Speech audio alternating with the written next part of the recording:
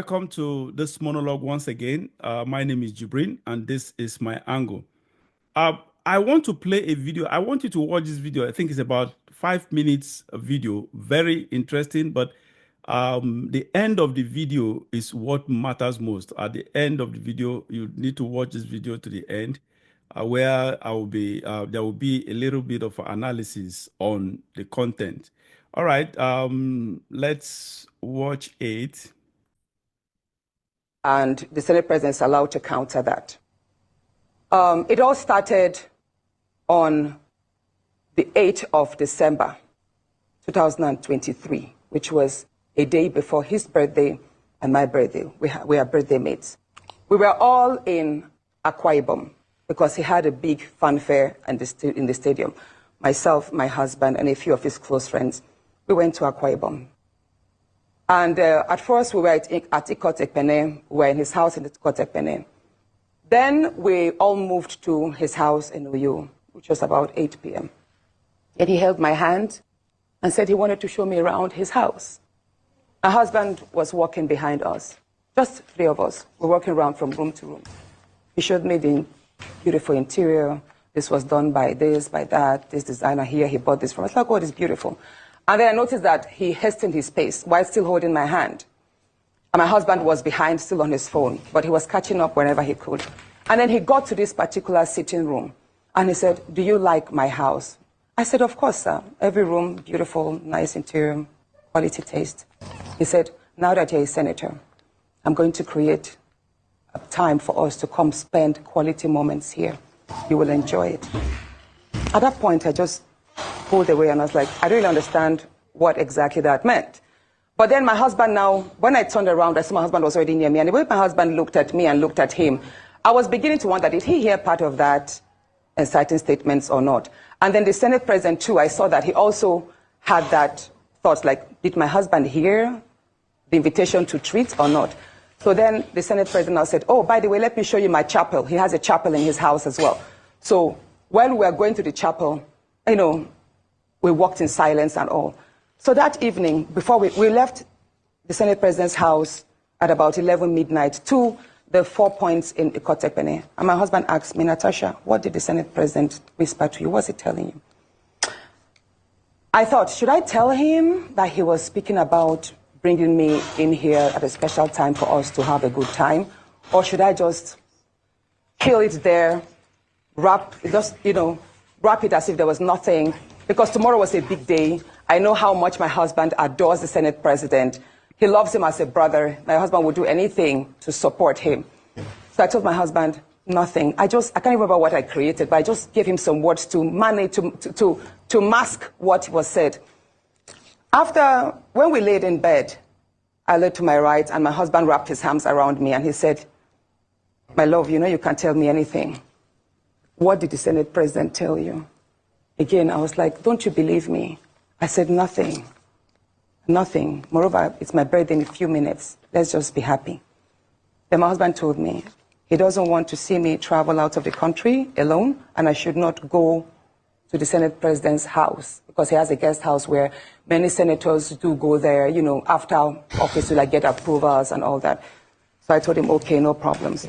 That was it. I thought that was going to be the end. But then, in February, I wanted to move a motion. I wanted to move a motion for the investigation on the ills of corrupt practice in Ajakuta. Any senators can testify to that. Each time the motion is listed, just before he takes it, he will say, oh, Senator Natasha, we can't take this motion because the board of the Senate does not accommodate it. Or he will speak on others and then let it drag so that just before the motion is taken, the time will be well spent and won't. So he kept on doing that. I went to him in his office. And I said, Senate President, you know how important this Ajakuta Steel Company to me is. You know how important it is to my people and to Nigerians. I've noticed that you have stepped down this motion. As a matter of fact, a number of senators told me, go and see him and plead with him so that he would take it. I was like, sir, please, why can't you take this motion? It's very important. It's been listed. Then it was listed the 3rd time and stepped down. He then said, Natasha, I'm the chief presiding officer of the Senate. You can enjoy a whole lot if you take care of me and make me happy. At that point, I said, sir, I'll pretend that I didn't hear this. He said, well, the ball is in your court. Please, let me say this, Ayo. You know the situation we see in universities whereby a student is continuously being failed just because she has not slept with the lecturer. That's what I've been facing, in simple terms. Thank you. Professor Kilo. All right. You had, that was Senator Natasha Akpoti Oduagan. Now, initially, honestly, until yesterday, I honestly, I was thinking she is Oduaga, the former immediate, not, is it immediate past? No, sorry, not immediate past. Former governor of Delta State, Emmanuel Oduaga. Incidentally, her husband's name is also Emmanuel. So the same name, the same first name, the same last name. So what they coined, that was why I thought it was the same former governor's wife. She is former governor's wife. I just found out that she is not. Her husband is not the former governor. Her husband is actually they are related with the former governor. I think it's a cousin, first cousin to the former governor. Her husband is the first cousin to the former governor. Incidentally, what they coincided, I don't know if it's a deliberate thing. Both of them bear the same first and last name. Well, that is it. So her husband is Emmanuel Oduanga, the cousin to the former governor of Delta State. She is Senator Natasha Akpoti. We all know her. There was a controversy between herself and the Senate President, Akpabio, Senator Akpabio. So now you heard her story. I have reservation about her own side of the story. There are holes where I pick holes that I have questions to ask about. That's not the essence of this monologue. The essence of this monologue is to talk about Akpabio as a person. And that is just it. Do I believe her? Yes.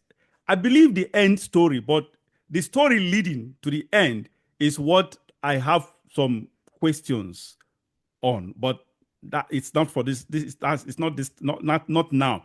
But the truth is, I truly believe that this man, because when she mentioned, when there was this controversy, when this video went viral, the video of her yelling and ranting in the Senate chambers, and she said, and she sounded so frustrated and told and probably mentioned that she's been harassed and been do this and that or whatever for a long time, blah blah blah. Honestly, that was where my mind went to the issue of sexual harassment.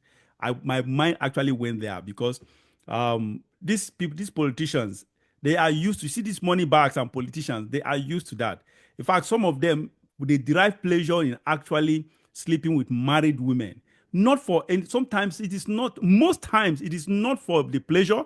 I bet you it is more pleasurable to sleep with much younger girls and single girls and less trouble or whatever than to sleep with a married woman. But some of them, if not all, some of them, and substantial number, if not most of them even, they actually do it for ritual purposes. That's just the reality.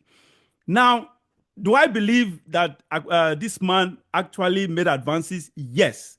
And because this is not his first time, this is not the first woman accusing him, the Senate president, of this same issue. He did it to the former MD of NNDC, right? NNDCS. He did it to the same former MD, a lady as well, that the lady even said in the public that when he tried that with her, she actually slapped her.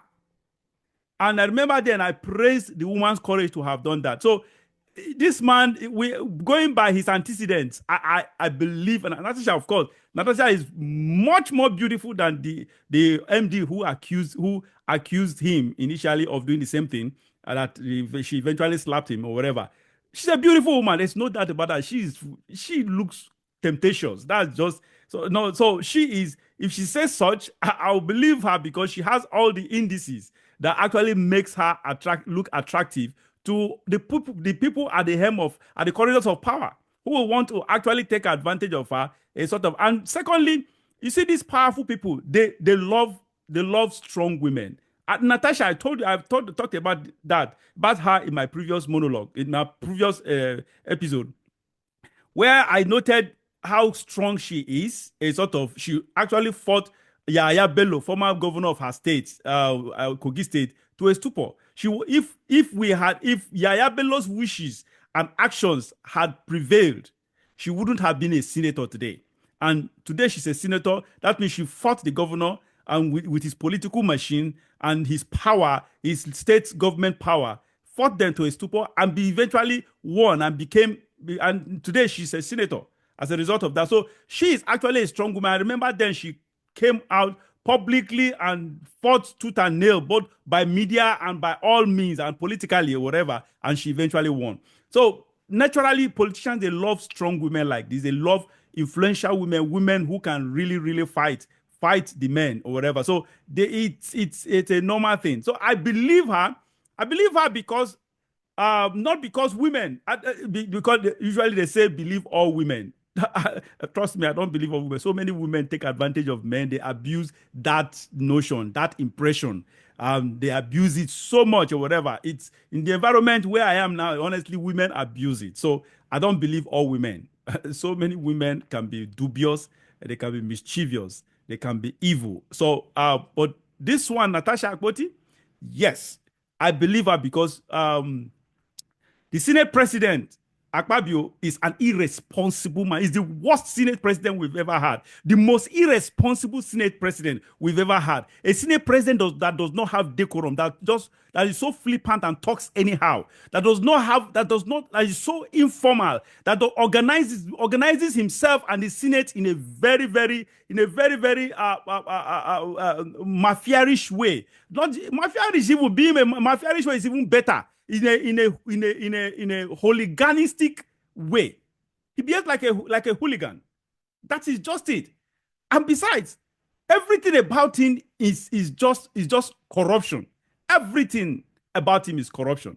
So I believe Natasha because when a woman, I said it earlier in my previous episode, when a woman behaves in such a manner, especially in the public, not just women, but men generally, but men sometimes they control themselves. They have the ability to control themselves. But women, usually when a woman busts out this way, it is like something, it has to do with romance.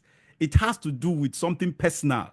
That is just the reality. Something has happened behind the scene, behind closed doors. And that is exactly what I'm talking about here. It's good she's coming out. I don't know much about her. I don't know her personal life. I don't know how faithful she is with her husband or whatever. Like I said, her story leading to this the end of this whole thing, I don't believe her, that the process that led to it.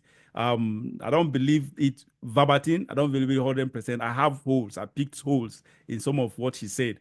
But the bottom line is, do I believe, or did Akpabio made advances? Did he make advances at her? Yes, 100% Akpabio did that, because that man is everything but good. Everything but good. That is just it. He's the personification of evil. He can be crude. He does everything and anything that is unusual.